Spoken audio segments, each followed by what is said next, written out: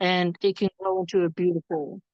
mm, And Islam just needs time in order to keep growing into the beautiful tree that it is of knowledge. mm, Yes, it's totally feasible. You just have to. This is why I like reading history a lot, because you can see how these empires rise and fall. And in the Quran, it even tells us, look throughout the earth and see what was of those who came before. Look at the ruins. Look at just even if you look at Egypt, look about the history of Egypt. Now Egypt is not really a power player in anything. mm, Ancient Rome and ancient Egypt depended on each other for grain and political power. And Mark Antony and Cleopatra, the Ptolemies. I mean, Alexandria was named after Alexander the Great. Now look at Greece and Macedonia. They are not really power players anymore.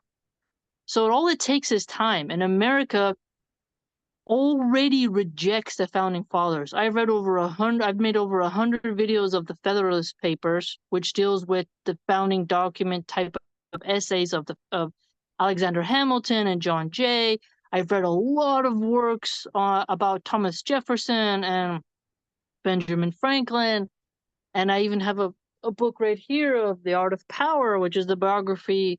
And so it's like of Thomas Jefferson, and I'm really into looking at the history, but America is abandoning that. They take down the statues, renaming schools. The Constitution is not, to me personally, I don't think it's like the 17th century is gone. It's not coming back. The new era is it. This is we're not going back to that. That mindset is rejected now, and so now there's skirmishes of confederates of ideas, and so the Christians are under the boot of the secular liberal atheists, and anyone who really takes a look at it can see that they're on their way down, and they've allowed it to happen through Disney, Nickelodeon, Cartoon Network. This was done through the children's generations. My 90s kids, we were heavily bombarded with tons of stuff that can get even to a longer conversation, but we are we're on that way. We're on the end of the slide. mm, We're going down the chute. And mm, so now people are looking around and craving authority, order, law.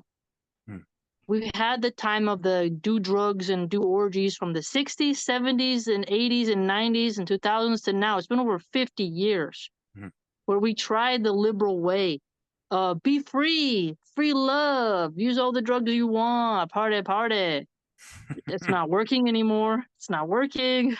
you know, they got so many people having abortions, regretting it. We have the highest rate of single motherhood we've ever had in our nation's history.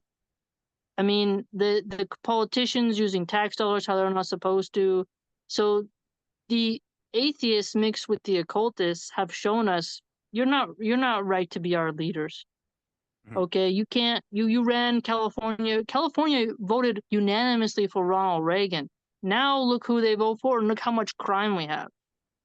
That's a whole nother thing as well that I often talk about. But the liberal atheists show you the fruit of their labor every day.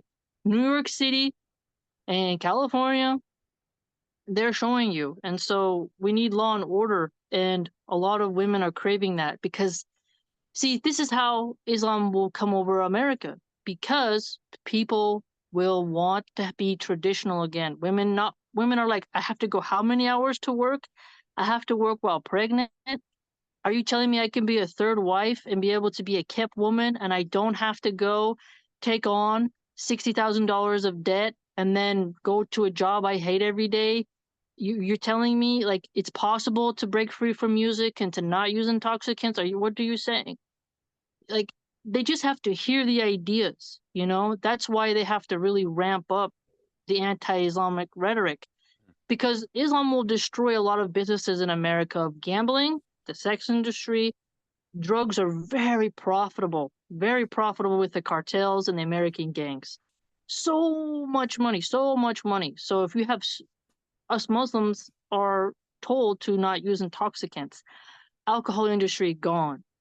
We have the drug industry gone, sex industry, inshallah, gone. Think Mm. about how many people would be very upset with that, you know, very upset. And so they have a vetted interest in preventing Islam from growing. But the fitra of women, of seeing their children, their daughters, and saying, I want her to have a good husband. I'm scared of these men around me. There's too many criminals. I want to be protected. There's so many home invasions.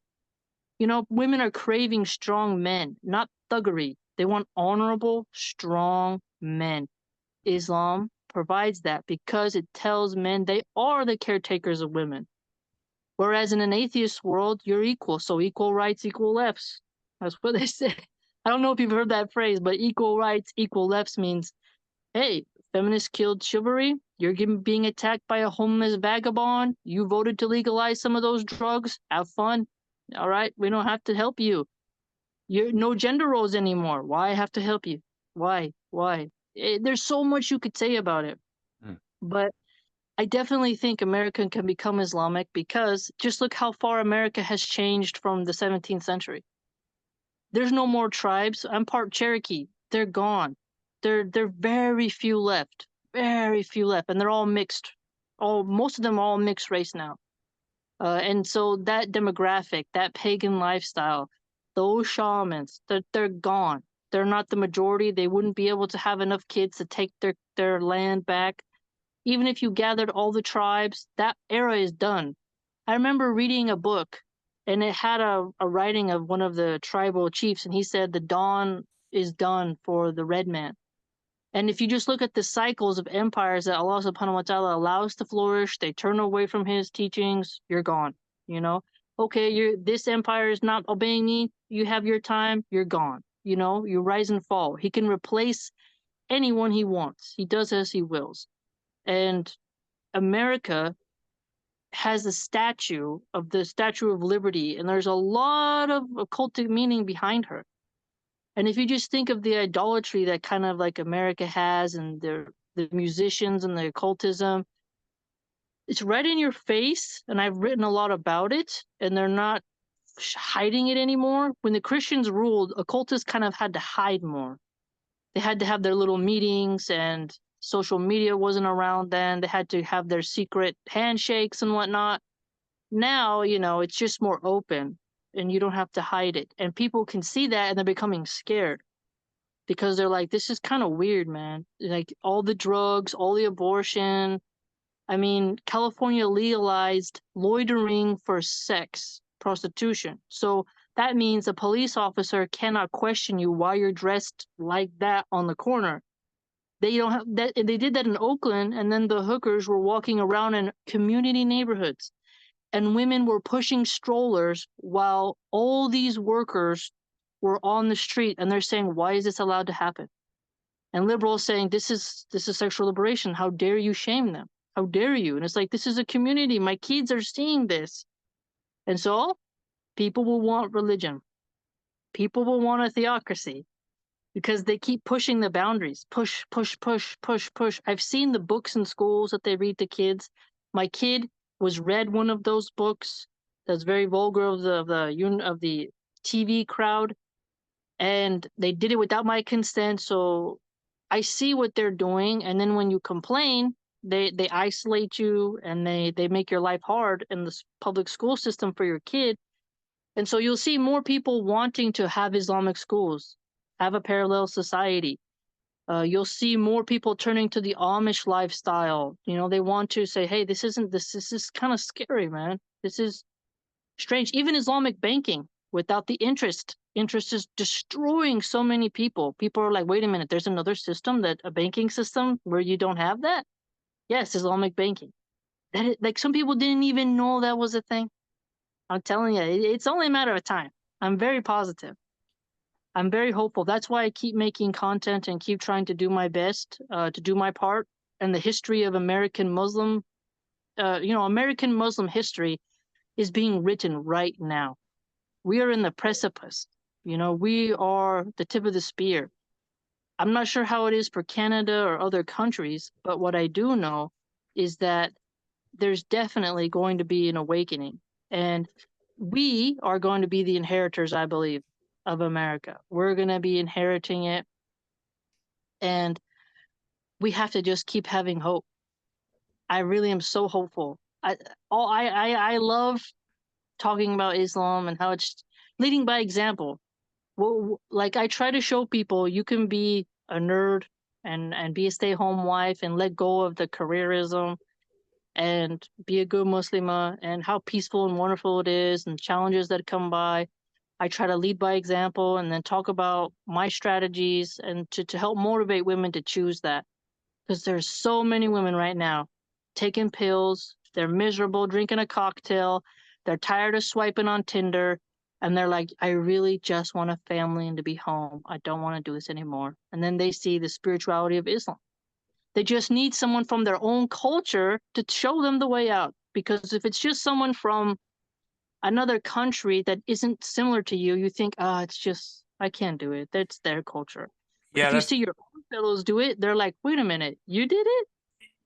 that's kind of what we're recommending on our channel, because uh, I think what has been missing in the Dawa, kind of like the missing piece of the puzzle in not just the West but any non-Muslim country, is a communitarian approach to the Dawa, Right. because they don't. It's very difficult, as you know, to convert to Islam and assimilate into an existing Muslim community.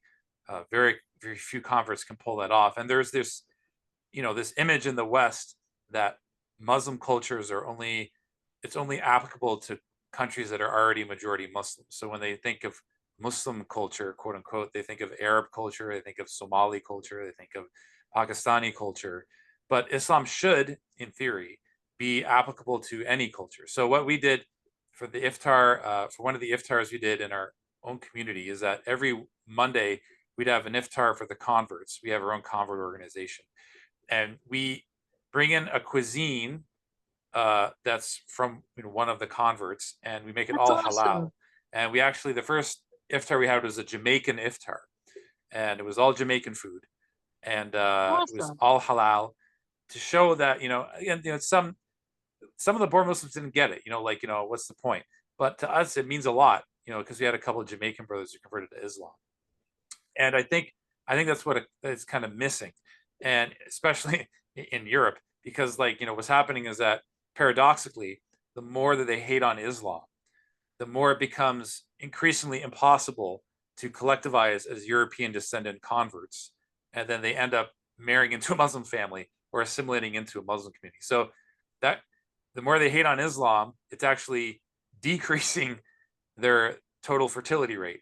So this is a paradox that I contemplated and talked about a lot. I haven't thought of a name for it yet, but that's kind of the more they hate on Islam, it's actually worse for the demographic situation. So I think it's what's really missing. And I think, when you look at organizations like Islam in Spanish, the African American Muslim community, or the Zilzil Muslims in Chiapas, whenever they've taken this community approach, the results are just astronomically more successful. So I don't know if that's something you've talked about on your channel, or if you've really contemplated about. I try to show from the American perspective. I do, because our culture is different. Some brothers get mad at me when I talk about the Second Amendment. But I'll give it an example of, in the Sharia, women are not banned from having tools of self-defense, and there's home invasions here, so we have to be safe. So if Okay. a Muslim gets educated by a female instructor, or her husband's there where she's getting instructed, this can protect her life. And I say this a lot. People who live in a country with low crime do not understand what we Muslims are going to go through Yeah. when danger comes to us, comes to our community. So we have to be safe. And so that's why I do often sometimes relate things to the American perspective, the American condition, because I can't talk about what it would be like to be in Morocco or someplace, because I've never traveled there. Yeah. So I can just try to talk to other American Muslims and say, hey, this is what works for me. Maybe it'll work for you. If this is like, I made a live stream about Christmas, the nostalgia of Christmas, and how I wanted to make Ramadan very special for my children because now they're Muslims, right? And how it was kind of painful in the beginning because the nostalgia for Christmas is so strong. Being a December baby, growing up in a place where there's snow, like Christmas hits different. Going around, and my grandpa played Santa Claus, like at the church. So it was a huge part of my life, and Christmas was my favorite season. I used to sing in the choirs, and my grandma had a big, beautiful tree, and I would just sit and look at it. And so, not having that now, I explained that when you hear Christmas songs, when you go into CVS and stuff, it can make you feel like I'm the only Muslim in my family. I'm Yeah. very sad. Yeah. But I explained to them, we can literally make Ramadan as nice for an entire month. So I colored and made decorations with my children and made it all fun. And we studied the Quran and we did things, and I'm hopefully I'm making it very fun and special. My toddler thought my decorations were cool. So I must be Yeah. doing the right thing. No, I definitely think it's important to make Ramadan and Eid as special as possible for the converts. There's certain things, that we can do that are halal. They're not haram. I mean, in the Arab world, they don't exchange gifts on Eid. They give money, right? So, but there's nothing saying you can't give a gift on Eid.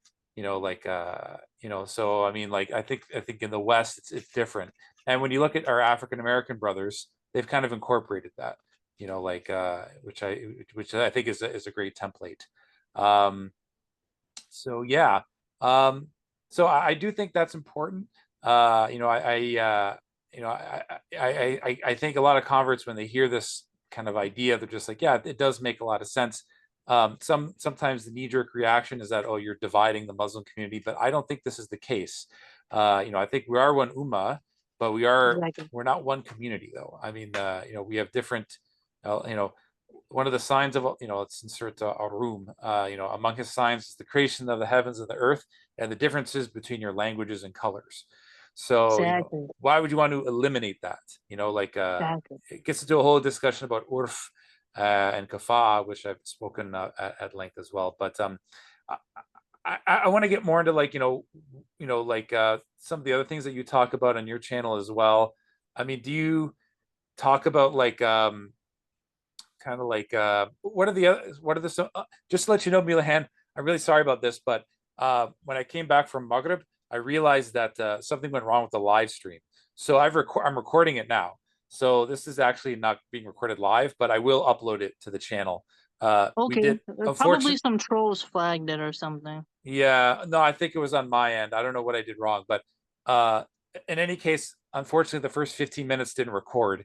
So I don't know if you want But to it just. was live at the beginning, right? So whoever saw it first. I hope so.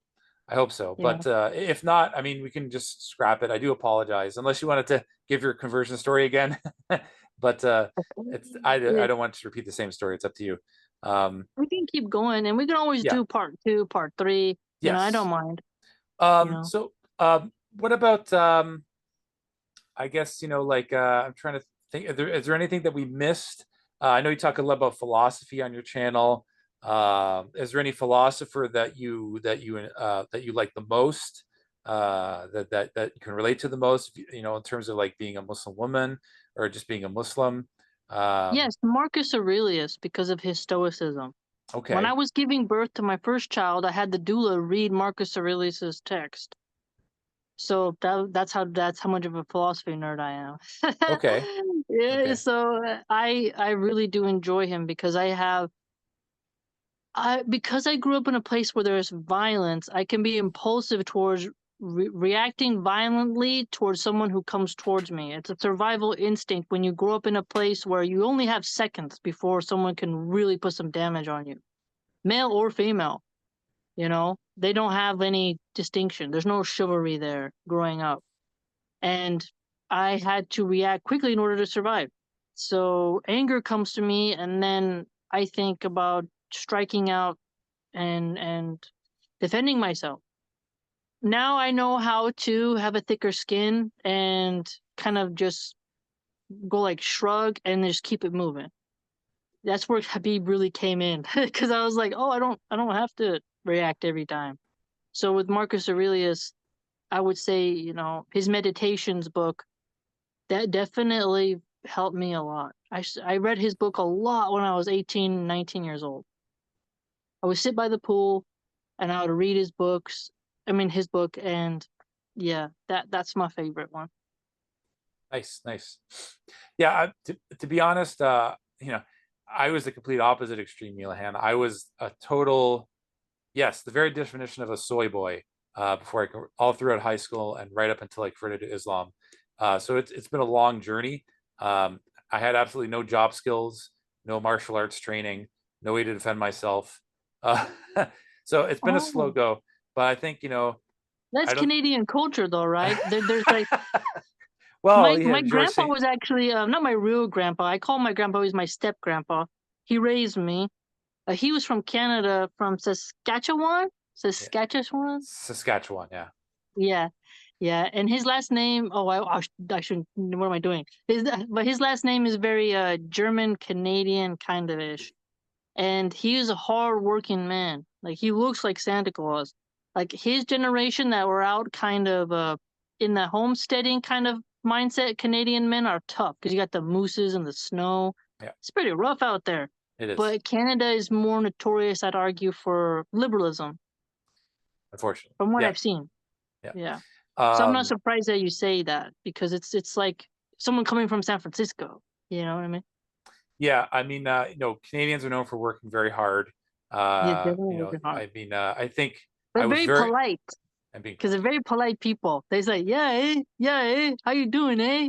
And you're like, "Yeah, you're very nice." and sorry. Yeah, will say sorry like as much like in every sentence basically.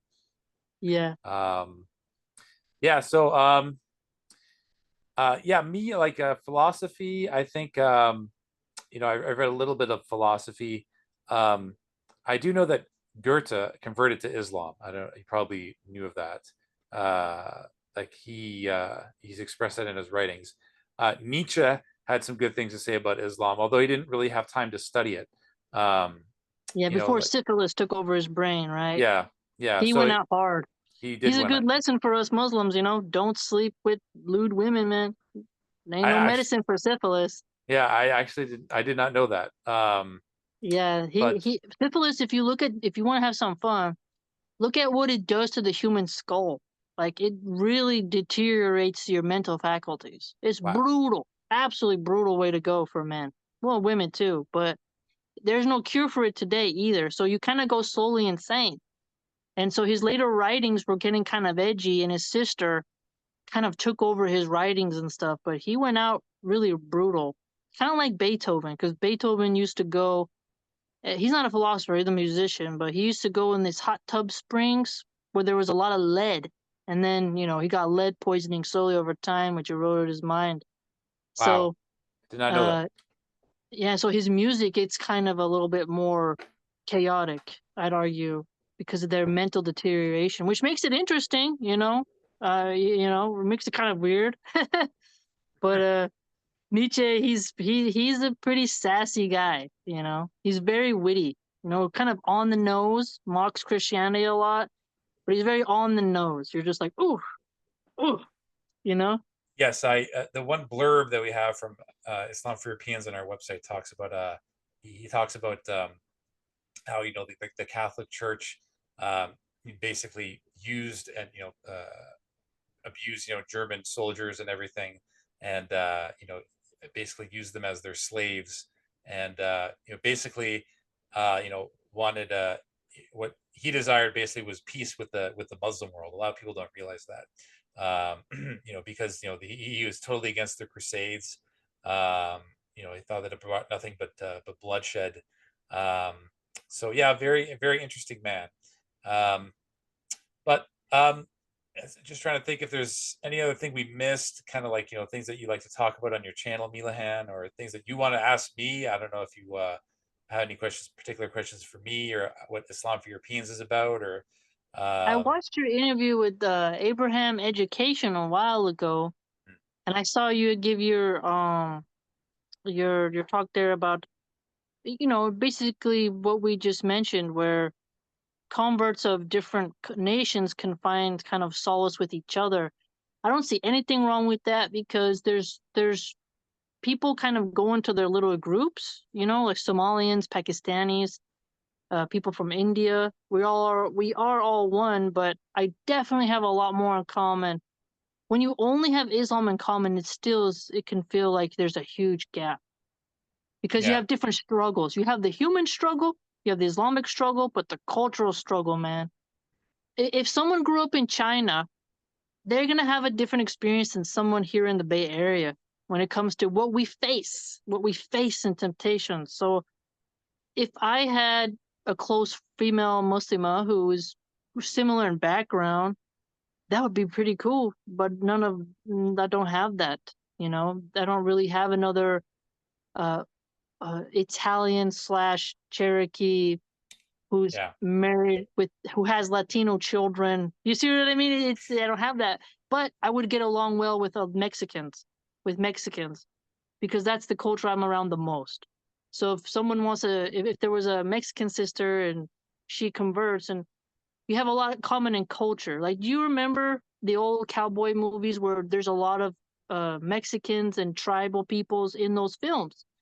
Mexico has a long history with America, you know, so we're very close to them, and I think that it's perfectly fine. You know, it doesn't mean we're being supremacist or anything bizarre as some would claim. No, it just means that you understand my struggle more, so I don't feel like I have to constantly justify why I feel a certain way because they know because they felt it. You know Yeah. what I mean? Yeah. I It, mean, yeah, I know exactly what you mean. And I don't know about San Francisco, but I know that in Toronto, I spent, several years there. And even in the most multicultural areas um, in the city, you would have a mosque that would be 90% South Asian, like from Desi culture. And I remember going to the Eid prayer a couple of years ago that was outdoors, and it was organized by a masjid run by the Somali community, and 95% of the congregants were of a Somali background. And then one block south of that was another Eid prayer going on with the Pakistani community. So years ago, the Muslim community, especially Islamic leadership, was totally against this because they consider this a form of division. But I don't see it that way. I think that we're not living in Medina, that we have multiple cultures in multiple spheres, and there's no Quranic mandate to be one homogeneous blob of an ummah. So I think if we apply the same thing to converts, uh, it would be much better for everybody because their people, I mean their non-Muslim family community, will see that Islam is applicable to their culture. yes, yes, And on very top true. and on top of that, mosques don't have to babysit us and spend all this money on like ill-advised convert programs. We'd be like a self-sufficient community that can stand on their own 2 feet. And the argument from like leftist Muslims is that the reason why Muslims are oppressed in America, you hear this a lot, is that they're 99% white or 99% non-white or 99% POC. Okay, if that's true, then what's the solution to that? Wouldn't the solution be more white Muslims? You know, Yeah, so I don't get their logic. So I think people are starting to realize this, and you're right, it's not a supremacist thing. In Islam for Europeans theoretical brick and mortar masjid, it would be run by us. We would have our food for iftar, but we wouldn't disallow other Muslims from praying there. exactly. So that's kind of basically our pitch. So, Yeah, and I agree with that. Like, for example, in some cultures, men they don't think you should be in the room when your woman gives birth. Islam doesn't say you're forbidden from that. And yeah, so if you're a pregnant woman and you want your husband there and you're surrounded by sisters who think that's disgusting, you're going to have a hard time, you know, and it would be nice to have your own culture there. yeah. Uh, That's one example that for me that really was just like, oh, hold up, man, that's a different culture, and now we've gone from we're religious to your culture is I can't now we're like I gotta go find some sisters who aren't gonna say it's disgusting for my husband to be there to advocate for me against, you know, yeah. the doctors and stuff, you Yeah, know? there's a lot of these like things that people don't realize before they get into an intercultural marriage that people don't explain to them, and they don't realize that until after the fact. Um, Exactly. some people can pull it off, and if you can, that's wonderful. Mashallah, good for you. I just don't think that for a lot of people who convert to Islam, as you know, it's a huge challenge just to pray the 5 salah and fast during Ramadan and pay zakat and do all the pillars that's enough as it is. When you add the additional challenge of being involved in an intercultural marriage, a lot of people can't handle it. It's almost like putting too much on their plate. What I noticed is that I'm just trying to give some examples. Um, Even things like funerals. Like in Western culture, it's important for the whole family to be together, Uh-huh. and it could be a very private event. You don't invite the whole neighborhood, and like you'll have also, like you want your spouse there with you. Yes. So I had a friend of mine who was involved in intercultural marriage, and it wasn't like that. So what happened was that the spouse would be off somewhere talking to the rest of the family, and didn't spend any time with the spouse, with the convert spouse. And this was a very distraught time because it was one of his family members. So he was like, I need you here with me, like I don't, like so it can be very distressing, and a lot of people don't realize this. And you're right, it has nothing to do with Islam in and of itself. It's a cultural thing, and Exactly. it can Having be. people from your own culture around you can actually make your faith a bit stronger. Mhm. Like there are some brothers who said that women shouldn't ride horses. And I was just like, in America, women ride horses, and if your culture women don't, that doesn't make her bad if she does. Yeah. There's nothing that says we can't ride horses. They rode camels over there. Why can't we ride horses? Oh, it's masculine. And it's like, no, it's just riding horses. Yeah. Have you heard of? Did you study the Islamic concept of kafaa in your like No, education? not yet. I haven't Yeah. studied that yet. So kafaa is, like actually, even if like in three of the four madhabs, kafaa is important, and it's basically what it means is sameness or proportionality in marriage. So it's recommended but not obligatory to marry someone from a similar background, similar culture, lineage, geographic location, uh, uh, like income status, things like that. Yes. So a lot of people don't realize this. And I remember going to an Almagrib class, and there was a sister who said, I wanted to marry a convert, but my dad was totally against it. He said, "You're not going to marry this man. You need to marry someone from your own culture. Is that haram?" And then the teacher, who was trained in the Hanafi madhab, he said, actually, in the Hanafi madhab, um, a father can actually disallow a marriage if he feels that the cultures won't match. So a lot of people Oh, don't realize interesting. this. And now, like I said, it's not haram to marry someone from another culture. It is allowed. I just don't think it's good as like a strategy for everybody. It's Yeah, and if you think about having the Islam for European type of mosque, this would actually help a lot of reverts find spouses that are similar to them, and they have a similar journey. yeah, They know the challenges each other face. You yeah. know And on top of that, like as when you convert to Islam, you're usually the only Muslim in your family and community. But with exactly. with this model, if you have a husband and wife team, now there are two Muslims in that sphere, and then once you have a kid, now you have three. You have another kid, now you have four. Maybe your aunt Exactly. converts to Islam now because now you have four people in that sphere. It's the same thing with, you look at MMA. Like you mentioned MMA before. People are converting to Islam in droves in MMA because partly because they know that there are other Muslims there in that sphere that can support them. Yes. So it's not a Yes. vacuum. Exactly. Yes. So, And it and oh, and mentioning that in American culture, teaching women martial arts isn't really taboo. mhm, So, because if you look at the Americana art, even the Christians, the women on the frontiers and the pioneers, they had shotguns. They had to be able to shoot a coyote if it came for your chickens. Like women knew firearms. There was nothing. But in other cultures, that's so masculine. mhm, They think you're a feminist and that you're evil. And it's like this is too different for me. And I want someone from my culture, and we can talk about Tawheed and we can talk about things, but once you start insulting and degrading someone else's culture, now I have to back away and be like, hey, salam.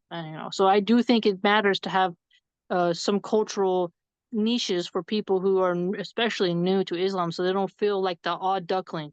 yeah, When you feel like the odd one out, it's very hard.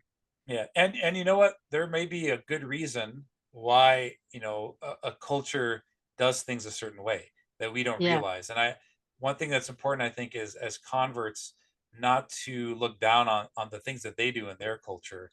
yeah. Like, I'll That's give why I you, said in the beginning, like, yeah, what is the problems in their area? yeah, What is the solutions in their area? You know, because where you're at, it's like I often say this on my channel. The desert person can't tell the winter person and how to really handle their clothing attire and stuff. It's a different climate. One faces the heat, one faces the frost. It's very different, mhm, you know? And so that's the way I look at it. But I've discussed so much on my channel, and documenting my whole journey on there has been magnificent. And actually, it's quite sad when people tell me to delete those videos. They say, like, you weren't fully in hijab, you should delete it. And it's like, but then people who don't know I have those videos will say that they call me an agent, and they'll say, like, you're an agent. And I'm like, you do what? Have you not seen the videos? Like, so it's fascinating that you can't win either way. But one thing in particular, and that's another reason why I keep those videos up, is so that another person, like maybe a new mom, she can be like, "Oh wow, she did it. Well, why can't I?" Yeah, she was an honor student. She's just doing great. She could have gone to Columbia University. She's a homemaker now, and she has children, and she's doing her prayers. Like, hey, if she can do it, why can't I? mhm. And also, it's like some people would tell me, "Don't tell your sins and don't talk about your mom." And it's like, how many kids now are born of sex workers? A lot. I mean, America has how I saw too many now. So many. And I want them to know you don't have to feel cursed because your mom. You can now if you think about the funny part, my mom and dad were that, now their grandchildren are Muslims. You know, SubhanAllah. you're not doomed. You're not doomed is my point. And that's why I think Islam will grip America. It will come, and we're in the Renaissance. I really do believe that. That's why I keep pushing my videos. Even though I'm technically shadow banned, but I still keep doing it. I still, because who knows in the future, what'll be there? Who downloaded it? Maybe it'll be in an archive. Maybe somebody in the future, they'll, like, 15 years from now will watch it and think something. That's what I think. Inshallah, inshallah. Inshallah. Do you know of any other, like, female Muslim Dawa people, or like influencers? Like, we had an interview with Hijabi Gamer. She's awesome, but she's more of like she's an online gamer, but she also talks about Islam from time to time. Is there anyone that that you've talked to or interviewed or promoted, or I know I've done some discussions with the Scottish revert teacher Aisha Murray, okay, and I've done with Sister Samar of the Nakabi Diaries. Those are okay, the only two sisters who I feel like, because the Scottish revert teacher, she's in Scotland, so she's a Muslim in Scotland, mm, and Sister Samar, she talks to a lot of women about how they feel after they've donned the Islamic garments, and I think that's very powerful. So those are the only two, really, who I would recommend. okay, okay. Yeah, Um, Last thing, the Dawa scene. Like, as like, there are certain, like, Dawa elites, mostly from the UK, who basically have enormous reach and enormous channels. yeah. Um, UK Muslims are very popular. yeah, the thing is, like, it's hard to break into this market. Like, we're a struggling channel ourselves. I only have about 1,800 subscribers. So, like, how can, like, like, these kind of channels that have kind of like small but, like, loyal followings, what do you recommend to, like, get your viewership up? You're gonna get shadow banned, I think, along the way. So you're just gonna. What I tell you is this: is I think all this. This is my opinion. People can buy followers, likes, and all that. There's a lot of research on this, and I do believe that people put their thumb on the scale. A lot of political dissidents have actually talked about how YouTube could put their thumb on the scale.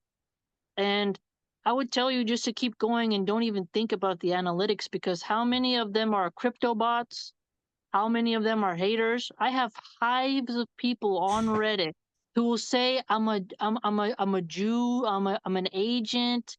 I even had there's this guy, I don't want to backbite, but his name was Perfect Dawa. He said I belong to ISIS and he's a Muslim. And I'm like, where's your evidence?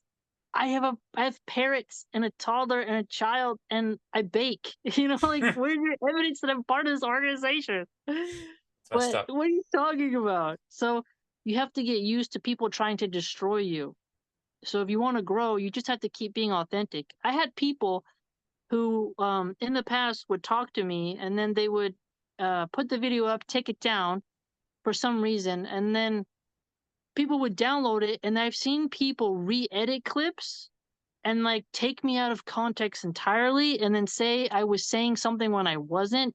And then the Twitter Muslims will come and spam me with insults and say like, yo, you said this. And I'm like, what are you that I was how like when I'm talking to you and I'm saying a feminist says X, Y, and Z, they will cut that part out and then just show me, and then they know how to edit, and it's like almost like a deep fake in a weird way, where they edit it, it's all jump cuts, and then those people will just spin thread after thread about weird conspiracy theories with no evidence, no receipts.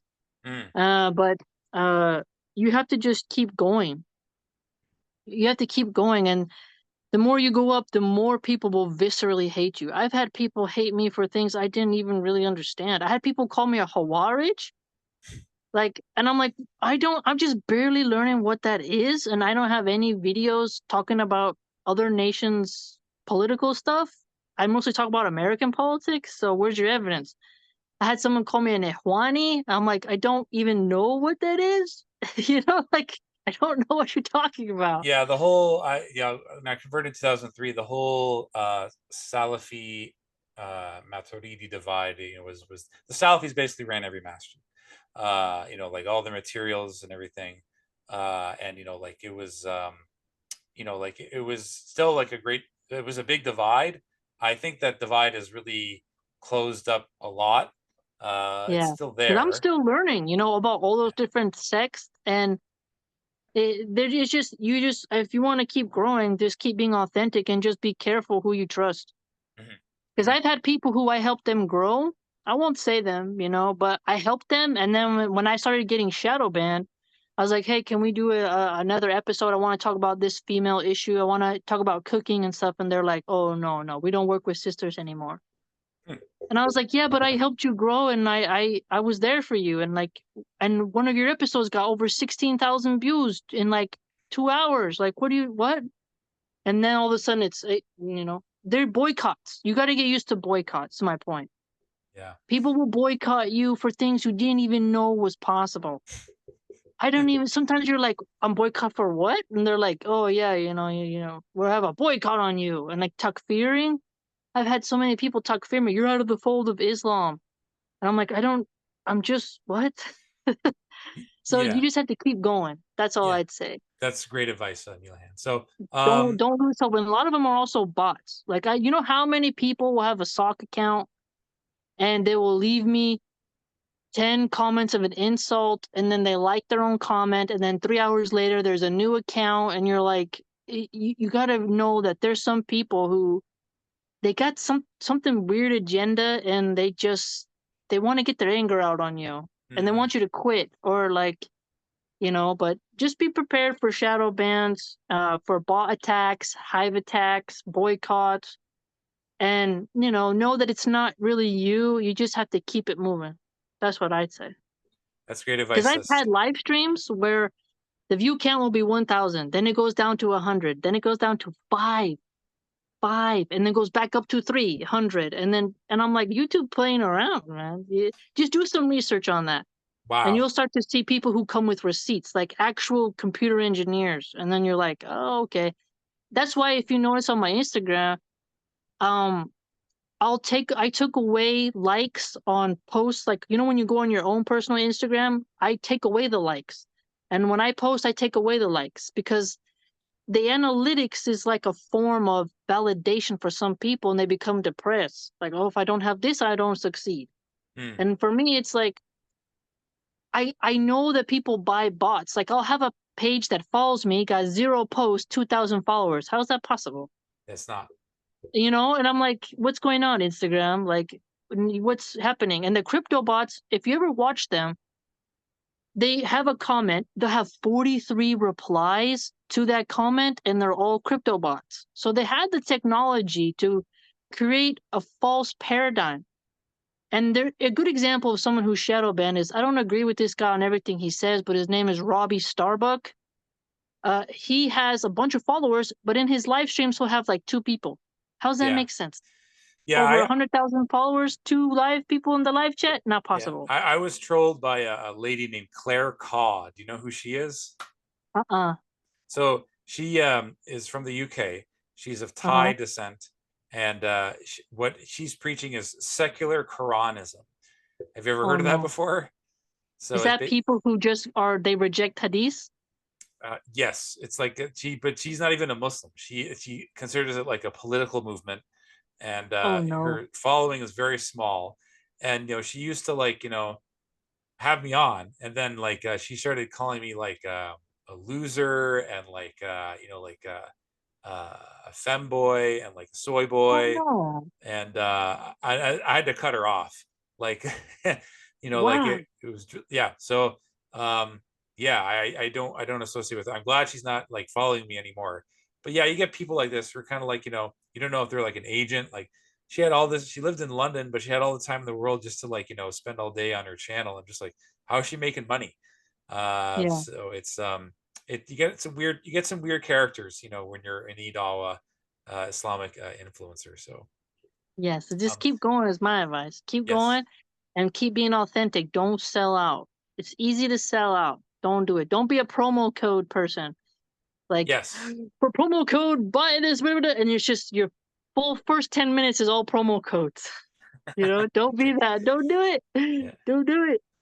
Okay, thank you so much for coming on, this Sister Milahan. Did you have any other questions or comments, things you want to promote for your channel? um yeah, if you want to read more of my writing, for anyone, you can join my blog at www.subscribestar.com/Milahan archive. I post culinary arts terms, thesauruses, rhetoric, a couple Lord of the Rings memes, uh, all kinds of stuff on there. And um, yeah, I have quite a lot. All you got to do is search in tags, and I'm always pushing content. I'm a stay-at-home mom. I'm a homemaker, so Hmm. my hobbies are gaining knowledge and then sharing that knowledge via my channels and whatnot. Let me Allah reward you for your work, Sister Milahan. Thank you so much for sticking around, everybody. I do apologize that the live stream didn't work out, but we were able to record most of it. But thank you so much for coming on, sister. And that's enough for today. Assalamu alaikum wa rahmatullahi wa barakatuh. Assalamu alaikum warahmatullahi wabarakatuh.